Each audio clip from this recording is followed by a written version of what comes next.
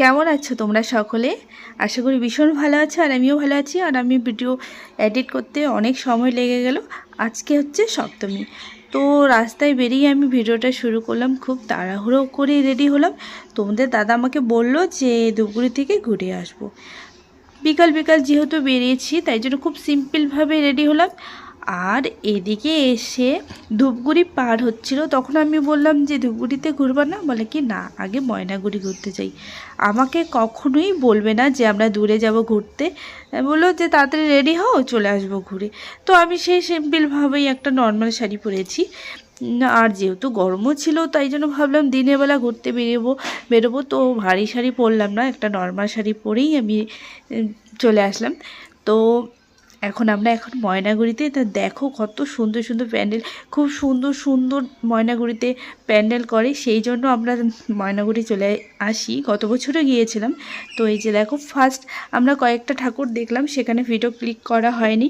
কারণ কি বলো তো, সবসময় ভিডিও ক্লিক করা হয় না। যখন নিয়ে ধরো খেতে বসলাম, তখন খাওয়া হয়ে যায়, তখন মনে পড়ে যে আমি তো ভিডিও করিনি। আর তারপর যতটুকু পারি ভিডিও করি। আর ভিডিও করতে তো ভীষণ ভালোবাসি, সেই আগে করার থেকে। ভিডিও করে যে ইনকাম হয় সেটা না, আমার এখনও হয়নি। হলে অবশ্যই জানাবো। আমি ভিডিও করি শখে, আমার ভালো লাগে, সেই জন্য আমি ভিডিও করি। আর ইনকাম হলে তো জানাবোই। ইনকামের জন্য যে ভিডিও করছি সেটা মোটেও না, আমি ভিডিও করতে ভালোবাসি, সে কারণে ভিডিও করছি। এখানে যে মায়ের মূর্তিটি রয়েছে এত সুন্দর, আমি বরকে বললাম তুমি তাড়াতাড়ি আমাকে একটা ভিডিও বানিয়ে দাও। তারপর এখানে উনি বলল যে ফটো তুলে দাও একটা, সেখানে আমি ভিডিও করলাম, তারপর ফটো তুলে দিলাম। ছেলেকে নিয়ে আমি বেরিয়ে পড়লাম, তোমাদের দাদাভাই বাইকটা নিতে গেল। তো আমাদের ময়নাগুড়িতে টোটালি সব ঠাকুরই দেখেছি।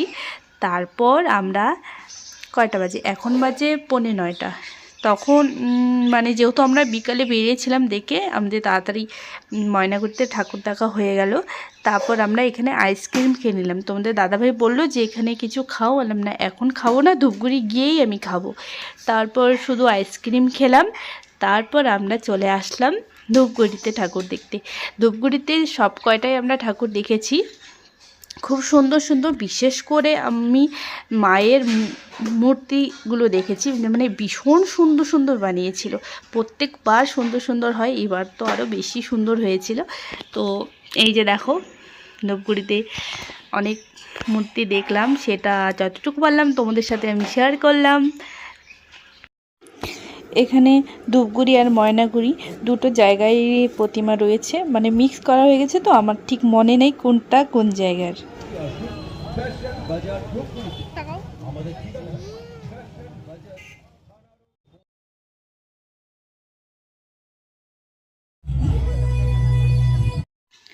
এখানে যে মায়ের মূর্তিটি রয়েছে দেখো, 20টি হাত।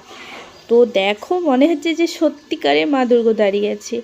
আর কি বলো তো, বেশিরভাগই যখন ঠাকুর দেখতে যায় প্রথমে প্যান্ডেলগুলো দেখে যে কী দিয়ে কী বানানো হয়েছে, কিন্তু আমি কি করি জানো, আমি প্রথমে মায়ের মূর্তিটি আগে দেখি যে কত সুন্দর সুন্দর মায়ের মূর্তিটি বানিয়েছে।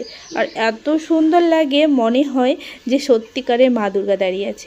তো দেখো লাইটিংগুলো দেখো, খুব সুন্দর সুন্দর লাইটিং। আর আমার ছেলে লাইটিং দেখলে এত খুশি হয়, শুধু বলে ভিডিও করো ভিডিও করো। ও কিন্তু ভিডিওর সামনে আসতে চায় না, কিন্তু লাইটিং দেখলেই বলবে ভিডিও করো ভিডিও করো। তো আমি লাইটিংগুলো ভিডিও করলাম।